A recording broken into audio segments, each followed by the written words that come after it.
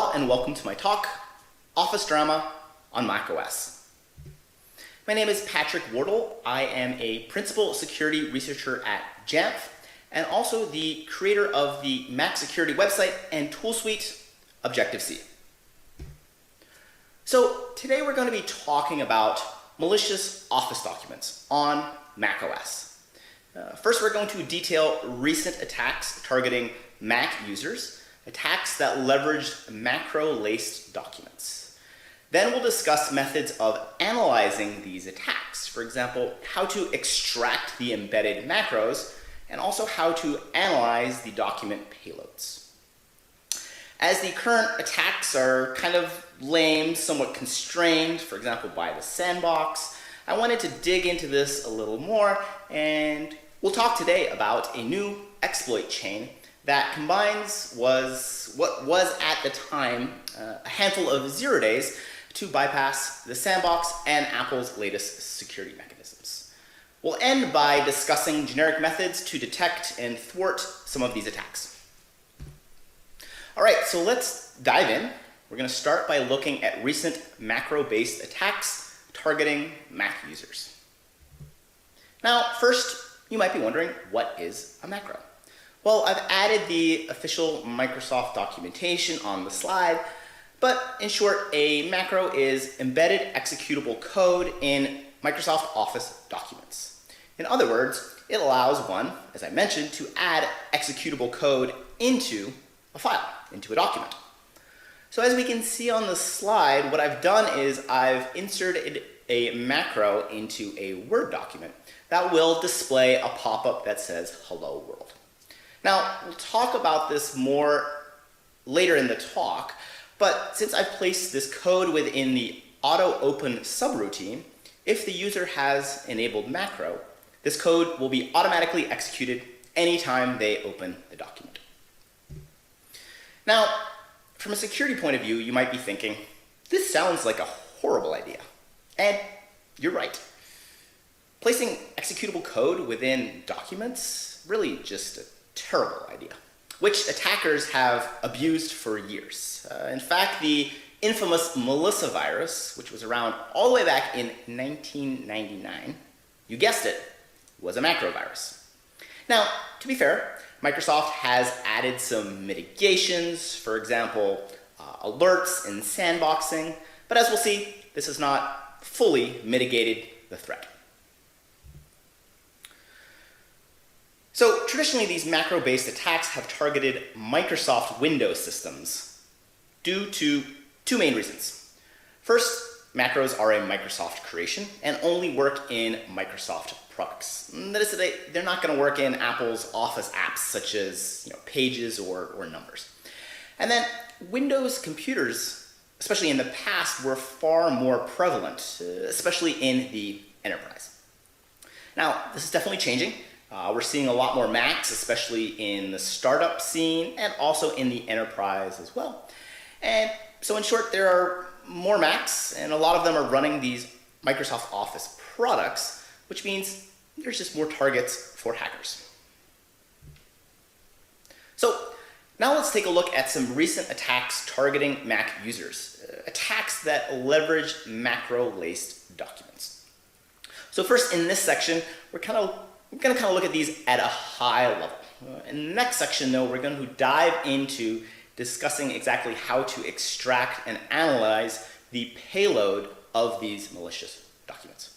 So we're going to start in 2017. Here we have a document that appears to be about Trump's unfortunate election victory. If the user, though, went to open this document and clicked allow on the enabled macro alert, the system would become infected, because in reality, this was a malicious document containing malicious macros. Moving on to 2018, we have a document that appears to be about Bitcoin, which was a very hot, trendy topic at the time. Again, if the user opens the document and allows macros to run, the system is owned. Now, this document is interesting, and we'll dig into this more shortly. But the most interesting aspect of this attack was that the embedded exploit code contained the ability to actually bypass Microsoft Office's SANDBOX. Moving on to 2019, we have a document from the prolific Lazarus APT group, which is normally associated with North Korea. This is interesting because we're actually now seeing APT groups jump on the, hey, let's target macOS via macros bandwagon. Again, if the user opens the document and clicks allow, the system will be owned. All right, so now let's talk about methods of analyzing these malicious documents, showing exactly how to extract embedded macros and how to analyze both the macro code and any embedded payloads. First, we need to be able to extract the embedded macro code. Now, the details of the file format of Microsoft Office documents is kind of beyond the scope of this talk, but the good news is you really don't have to even worry about that. Turns out there are some really great tools that are able to, if given an Office document with macros, contributively extract those macros. And that's really basically all we care about. My favorite is a tool suite called OLE Tools from GitHub. So we can see on the slide, we downloaded the package and installed it, and then we execute the OLE VBA command with the -c parameter, passing in the document which we suspect has embedded macros that we want to analyze. And the OLE VBA tool will then parse the document and dump any embedded macros to standard out. There's also various online sites where you can upload a document. The website will then do the analysis and extract any macro code. Now, we want to understand exactly what these malicious macros are doing.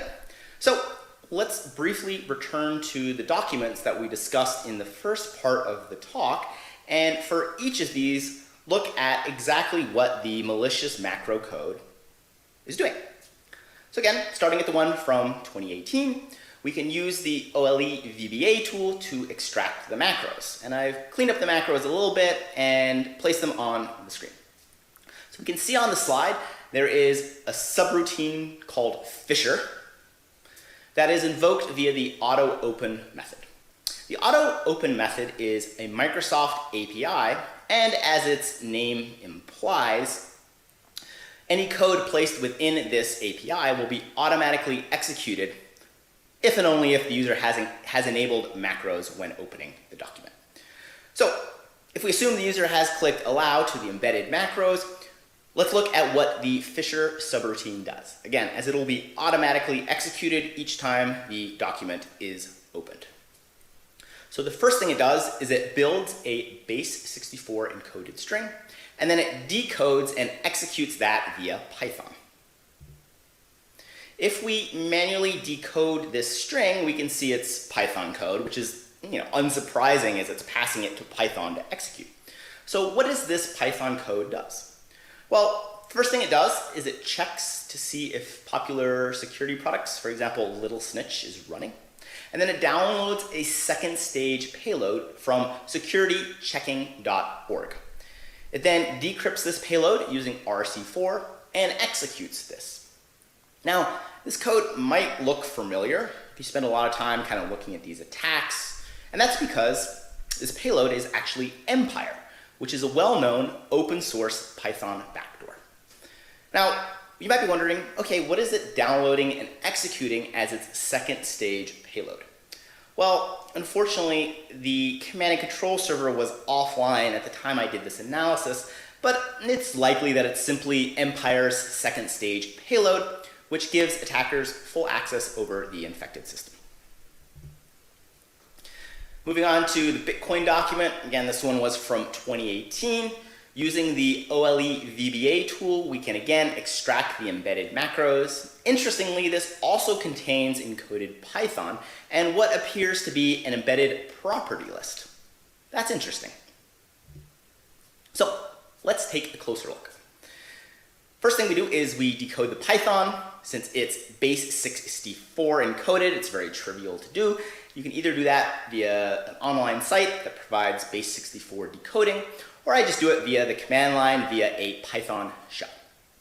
Once the code is decoded, again, we can see that on the slide, it connects to an IP address, executes and downloads a second stage payload.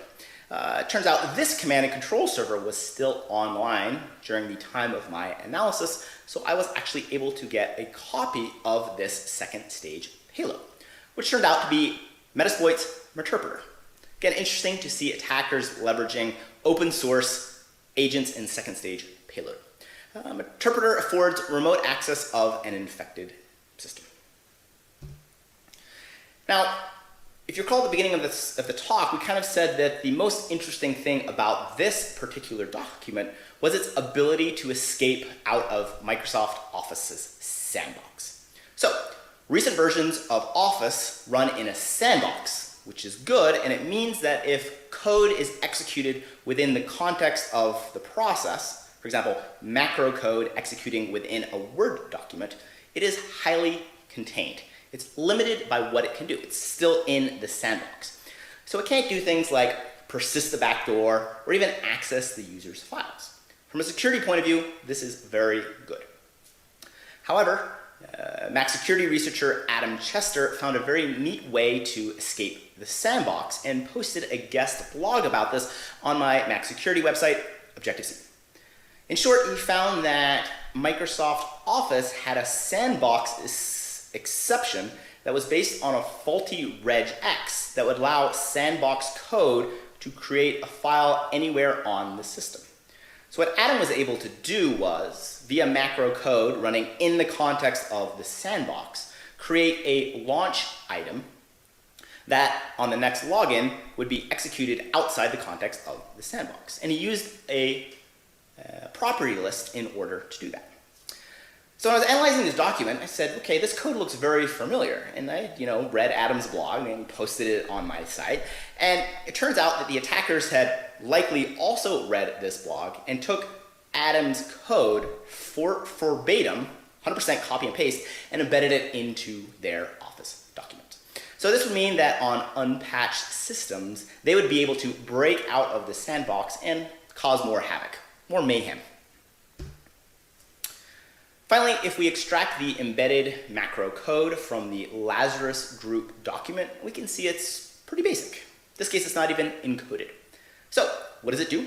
Well, it simply downloads and executes a second stage persistent implant. That implant is named mt.dat and would give attackers persistent remote access to the system. However, this document did not have any sandbox escape code, which means if it was opened on a recent version of macOS, this part of the attack would fail because you can't obviously persist code from within the context of a sandbox. So that's an overview of recent macro-based attacks against macOS, which gave us, I think, a pretty thorough understanding of the status quo. Now let's talk about a new zero-click macro-based exploit chain. And you might be wondering, why should we do this? Well, all current macro-based attacks, in my opinion, are super lame. Let's list the ways. First, for any of these attacks, when the user goes to open the document, there's a huge alert warning them that this document contains macros and they probably should not allow them. The user basically has to click enable. Most won't, which means these attacks will fail immediately out of the box. Macro code will never even be run. Also, as Microsoft has now patched Adam's sandbox escape bug, all the attacks remain sandbox. Again, means even if the user does enable the macro code, they're incredibly limited about what they can do. They can't persist code or access user files. And then finally, on macOS Catalina, the most recent version of macOS, Apple has really upped the bar and introduced some new security mechanisms, such as notarization, which means the second stage payloads may not necessarily be even allowed to execute by the system. So again, the current attacks, my opinion, basically useless. Now, whenever companies such as Microsoft or Apple patch stuff or implement new security mechanisms, I like to poke on that, because often they do so incorrectly, insufficiently. So Let's walk through now this kind of zero-click exploit chain. So the exploit starts with a really neat bug that was found a while ago by 2 security researchers and then kind of improved upon by other researchers at CERT. So this first bug is not mine. What these researchers found was that even if macros are turned off, they could create a document that contained macros that would be automatically executed with no alerts, no prompts. That's hot. How do they do this? By abusing an incredibly old Microsoft file format called SYLK files. How old? Like from the 1980s, before I was even born. And they also used a macro language not written in VBA, but something called XLM. Not XML, XLM.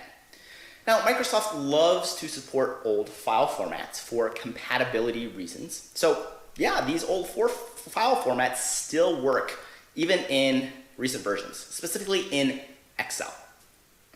So as I mentioned, the researchers found that they could create these XLM macros in these SYLK file formats that would be automatically executed, ironically, if the user had set never run macros to true. So the researchers published some great details about these older formats and some of their findings. So if you're interested, I've posted a link on the slide to their very thorough technical write-ups. So what I did was I created a simple proof of concept based on their code. We'll see a malicious document is downloaded from the internet, and when it is opened, calc is automatically executed. Now, the main takeaway from here is that there are no macro alerts, right? No prompts, nothing. Just as soon as the document is opened, calculator pops. Now, that's well and good, but as we noted on recent versions of Microsoft Office, the applications are sandboxed, meaning sure we can pop calculator, and that's neat for a demo, but we can't persist a backdoor, we can't access the user's files. This is the point of a sandbox. It contains malicious code, even if such code finds a way to execute. So in short, we need a new sandbox escape in order to do any real damage. So I started by looking at Microsoft's patch for Adam's bug, and I noticed that they actually didn't fix the faulty regex. Instead, they just simply blocked certain locations, such as the launch agent directory, which is where Adam's proof of concept created a launch agent, which on the next login would be executed outside the context of the sandbox. So this means we can create arbitrary files as long as they start with $, meaning they conform to this faulty regex almost anywhere. Again, almost anywhere because Microsoft added some specific locations that they blocked. Now, our goal, of course, is to execute something outside the sandbox so we can persist and do evil things. We just noted we can write specially named files to arbitrary locations from macro code that's running within the context of the sandbox, as Microsoft didn't fully patch that. Also, it turns out in the sandbox, we can both download and execute scripts, as we can see in the process monitor on the slide. Now, these scripts themselves will be sandboxed, right? They're children of a sandbox process, which means themselves are also sandboxed. But that's still a start, right? We can execute, for example, Python scripts, which gives us a very extensible programming language to perhaps do some sorts of evil things. So via a Python script, which we, again, download and execute within the sandbox, we can create something called a login item. Now, login items are automatically executed the next time the user logs in, and since it started by macOS instead of us via the sandbox, it's not going to be sandboxed. So when the user's logging in, macOS goes and looks at the register login items and just executes and starts all of them. Again, there's no tie back to the Microsoft Office, macro code, the sandbox, nothing. So that means this will be executed outside the context of the sandbox. To confirm, we can persist terminal.app. Sure enough, when we re-log in, terminal is executed, and if we look at it in Activity Monitor, we can see that it runs outside the sandbox. So this is good, right? We now have a way to bypass the sandbox, but unfortunately we run smack into Catalina's new security mechanisms, which are file quarantines and new notarization requirements. In a nutshell, notarization basically says, hey, Apple has to bless the file before it's run. Obviously, Apple's not going to bless our backdoor, so even if we go and persist the backdoor as a login item, macOS will simply refuse to execute it because unfortunately it is not blessed. It is not notarized. Ugh, this is a bummer. And so what do, right? We got to figure out a way to bypass now quarantine and notarization. Now, hope is not lost, right? This is 2020, things look bleak, but we gotta stay optimistic, especially when we are looking and developing exploits. Because if, and this is a big if we can create a launch agent, we can specify arguments and persist a persistent interactive non-sandbox reverse shell via bash. Now, this is a big if, but again, there's a few kind of takeaways here. First, being able to specify arguments is huge.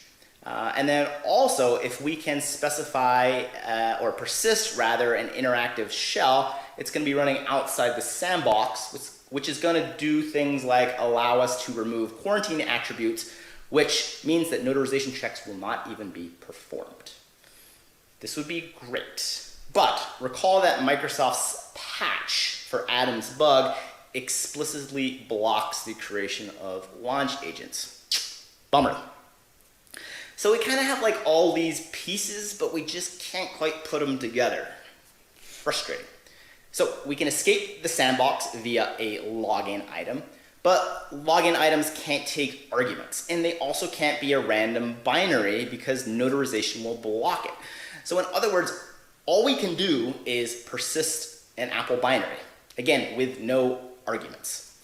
And sure, we can bypass notarization by the creation of a launch agent, but we can't create one from the sandbox due to Microsoft's partial patch. So, in other words, what we need is a way for the system, or for an Apple binary with no arguments, is to create a launch agent for us. This is where things get beautiful. So, I had a random idea. What happens if you create a login item that is not a binary or an application? Like, what happens if you persist a zip file? How does the system handle that? Again, recall we can create these login items from the sandbox. They can't take arguments and they can't be random binaries, but what happens if we persist a zip file, right? Well, it turns out on login, the file's default handler will be invoked, which for a zip file, macOS will automatically execute the Apple's archive utility to unzip the file. Basically says, okay, this is not an executable, so I'm going to invoke the handler. And in this case, it's the archive utility because we persisted a zip file, which will extract that. Now, remember we want to create a launch agent, but due to Microsoft's recent patch, we cannot directly write to the user's launch agent directory. But if it doesn't exist, which on a default version of macOS it does not, we can drop the zip file one directory up in the user's library directory. This is allowed from the sandbox. So now we can place a zip file in the library directory, and we can persist this as a login item. So we're making progress. So what do we put in the zip file? A directory named launch agents. And in that, a launch agent property list. So now when we persist this zip file as a login item, on next login, the archive utility will automatically be invoked. This is allowed because it's an Apple sign process, and it will run outside the context of the sandbox, which means it can do things like unzip our file and create the launch agent directory and our launch agent property list for us. That is awesome. So this completes the full exploit chain. The user starts by opening this SLK file containing the XLM macro, which will execute automatically. Again, no alert, they just open the document. This downloads and persists the specially crafted zip file as a login item.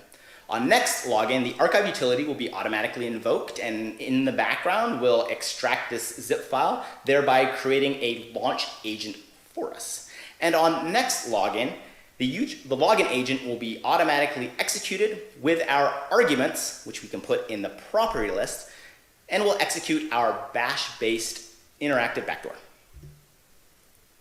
So this bash backdoor runs outside the sandbox, meaning it can download and unquarantine files. Unquarantined files are not constrained by Apple's notarization requirements. So we have this interactive shell outside of the sandbox. What do?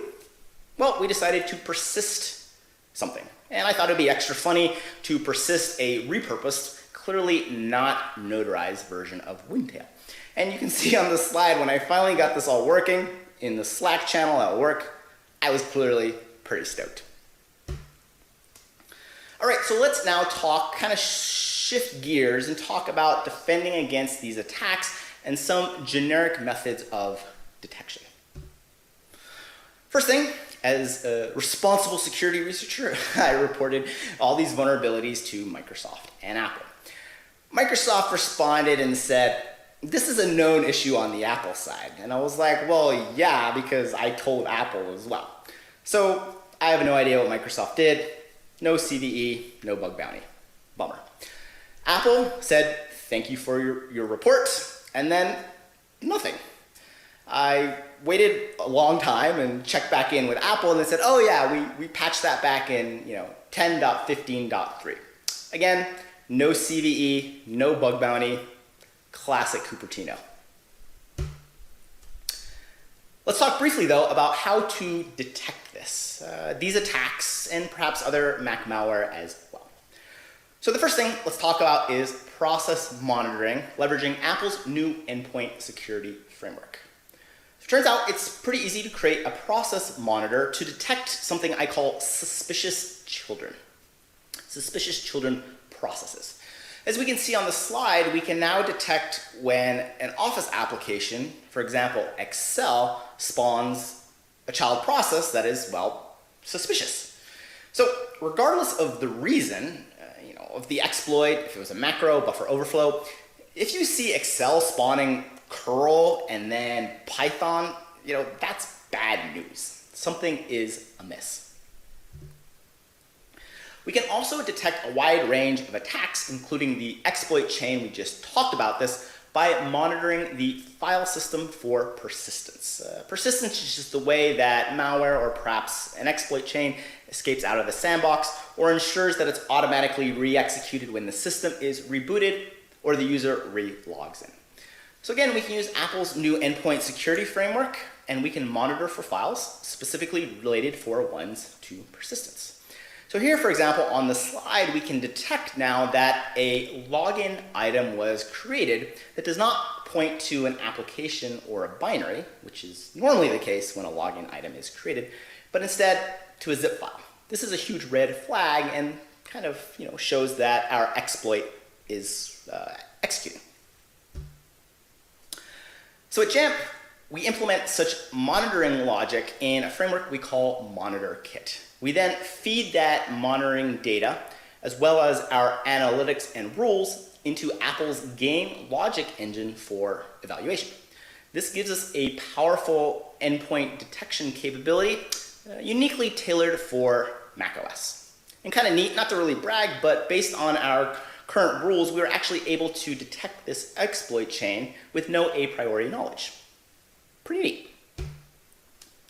All right, so let's wrap everything up. So today we kind of talked about the current state of affairs in the land of macro-based attacks. And we showed that they are becoming more and more popular in the sense of targeting specifically macOS users, but luckily current attacks are rather lame.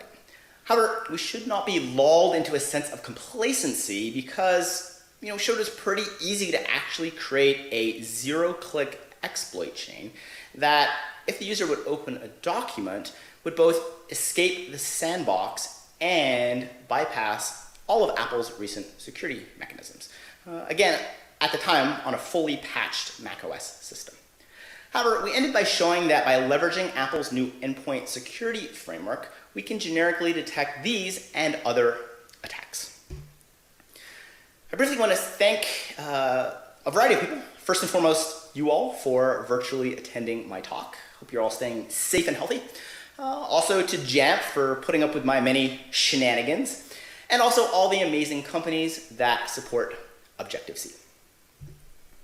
Oh, and one more thing. Today I am announcing my new book, The Art of Mac Malware Analysis. My dog is very excited about it as well. I published the first part online at taumm.org, and the rest of the chapters will be published shortly as well, all 100% free. Sharing is caring.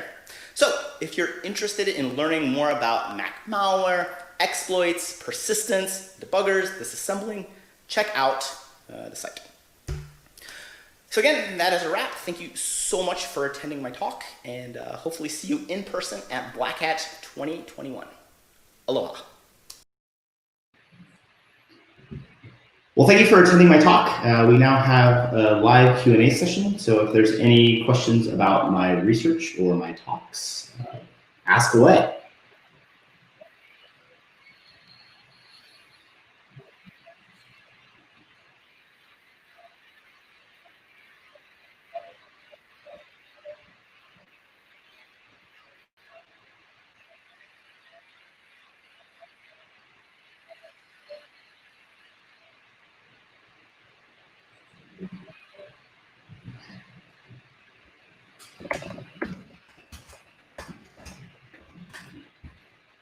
Okay, great.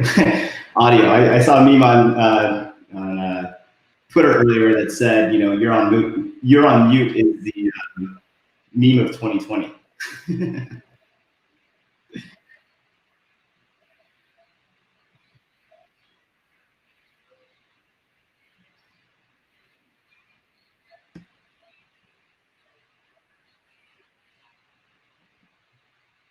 Awesome. Hooray. Thank you for attending, though, and for the feedback. Like we said, we will put up the slides online. So there's a question from Sean that says, how did you come up with ideas for research? Start with existing exploit or try to come up with something new? So that's a great question.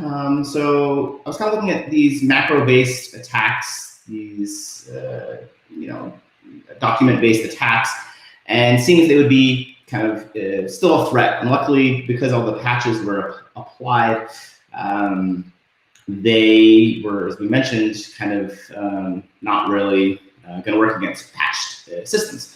So what I did was started kind of looking and where to get the ideas. I said, okay, we needed a sandbox escape. So I looked at Adams-based sandbox escape and said, okay, well, this is a good place to start. Let me see how Microsoft fixed this. And this is actually a really good approach. A lot of times vendors will patch a vulnerability, but that won't do so in maybe the best of ways.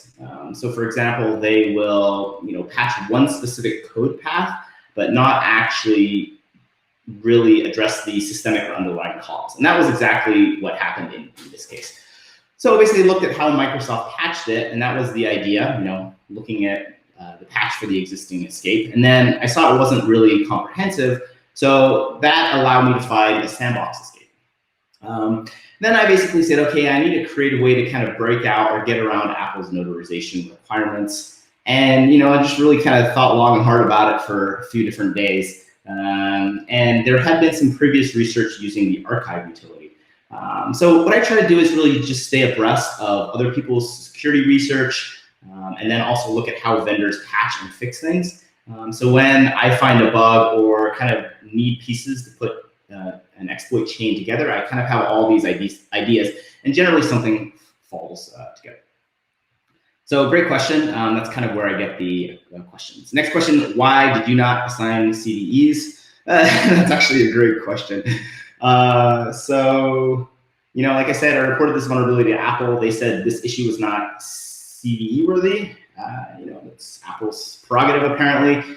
They've given me CVEs in the past, so I'm not sure exactly what the reasoning was here. I asked for clarification. They basically said that they provided some mitigations to prevent the SANDBOX escape. I would obviously argue that a generic SANDBOX escape that allows you to break out of an app sandbox and persist unsigned malware is a security risk, which probably should have a CVE. But Apple did provide a mitigation, but in their infinite wisdom decided not to give a CVE. So yeah, maybe I could see if I can apply myself a CVE. That's actually a great idea, and would I'm sure would make Apple really happy. All right, next question.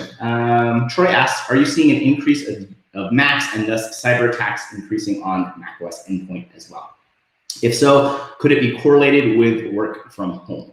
So we're seeing this definite trend of increase of Macs in the enterprise. And I think this is driven by a few different reasons. One is, you go to any college campus, walk into a classroom, pretty much everyone's using Macs, right? So that trend probably started, maybe 5 years ago. And as those college graduates graduate and enter the workforce, a lot of them want to use Mac computers, right? Microsoft's computers are maybe seen as a little more outdated. So maybe that's one driver. Also, Apple has definitely made a lot of pushes into the enterprise. So, in result, we're seeing Macs proliferate in the enterprise. The hackers are very opportunistic and have taken note of this trend. So, they're starting to take their Windows-based attack vectors, for example, macro-based attacks, which they've had great success targeting Windows PCs, and saying, hey, look, Macs are now common in the enterprise. Yes, perhaps especially now as people are more working from home. A lot of people have personal Macs that maybe they can now use for their work, their job, their enterprise type work. And so we're definitely seeing a trend, and this talk was kind of illustrative of that, where they're bringing their traditional window-based attacks and infection vectors, for example, macros, and now are specifically targeting Mac users. So this is a trend I expect to see, both the creation of brand new Mac-specific infection vectors and attack scenarios, but also attackers bringing their proven Windows-based techniques and, if possible, porting those to target macOS. Next question. Have you looked at other apps that have minimal or weakened runtime configurations? For example, Firefox has somewhat weak defaults. That's actually a really good question. Thanks, William. And the question is basically asking about applications' sandbox profiles and also how they are compiled. So in Catalina, Apple introduced this concept called the hardened runtime. I believe it was in Catalina, where applications can basically be recompiled with these extra protections, for example, that prevent dilib injection attacks or other kind of injection-based attacks. But this means that the applications have to kind of opt in and be recompiled. So what I do is I look at a lot of applications, and for ones that are not compiled with this hardened runtime, really opens up a broad attack surface. Recently, I looked at Zoom. This was probably now 4 or 5 months ago, and it turned out they had an exception in their hardened runtime configuration that allowed for the loading or injection of arbitrary dynamic libraries. Zoom was an interesting case study because on a system, they are granted access to the mic and the webcam. However, because they had this weak kind of hardened runtime policy, I, or any malware that was existing on the system, could piggyback off of Zoom's kind of weak hardened runtime configuration and load a dynamic library into the process context of Zoom. Since Zoom was allowed to access the mic or the webcam, the malicious dynamic library, which is running now within Zoom, could also do that. So really good point. It's really good to look at applications that are configured with without the hardened runtime, or also if they are configured with the sandbox, take a look at their sandbox policy. For example, in this talk, the reason we were able to break out of the Office sandbox was specifically because of kind of an exception in Microsoft's sandbox policy. So that's always a really good thing to look at. So a really good question.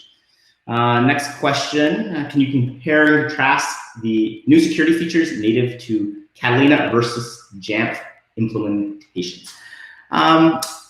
I'm not 100% sure about that, but let me at least talk a little bit about Catalina's new security features. And then I can also talk about what we do at Jamf to benefit or leverage those in our endpoint security products.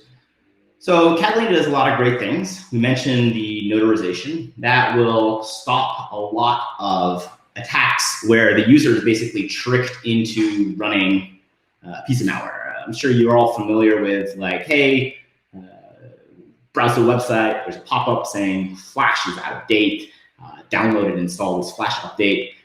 And obviously it's generally not Flash, it's malware. So in this case, the user is basically tricked or socially engineered into infecting themselves. So notarization will now block these attacks, which is really good. So that's probably the main feature, security feature I see, at least in the context of malware.